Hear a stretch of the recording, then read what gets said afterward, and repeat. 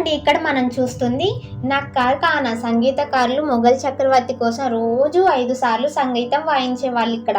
ఇది చాలా అద్భుతమైన కట్టడం.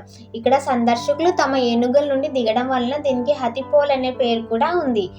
ఎర్ర రాయితో ఎర్రకోట ఎదురుగా ఇది పెద్ద 3 అంతస్తుల భవనంలా ఉంటుంది. ఈ భవనం దీర్ఘచతురస్రాకారంలో ఉంటుంది. మనం ముందుగా ప్రవేశించాల్సిన గంభీరమైన ద్వారం కూడా ఇదే. దీని నుంచి లాహోర్ వరకు వెళ్ళినందుకు దీనికి లాహోరీ గేట్ అనే పేరు కూడా ఉంది. ఈ గేట్ పై ప్రతి స్వాతంత్ర దినోత్సవం సందర్భంగా జాతీయ జెండాను ఎగురవేస్తారు.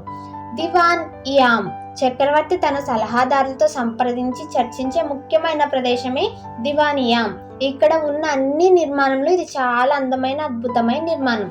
ఇక్కడ అతని సింహాసనం కోహినూర్ వజ్రం పొదిగినా సరే దివానియామ్ అద్భుతమైనదిగా చెప్తారు. చాలా అంటే చాలా బాగుంది కదా. Like, share, subscribe. Thank you so much everyone. మరెన్నో వీడియోస్ కోసం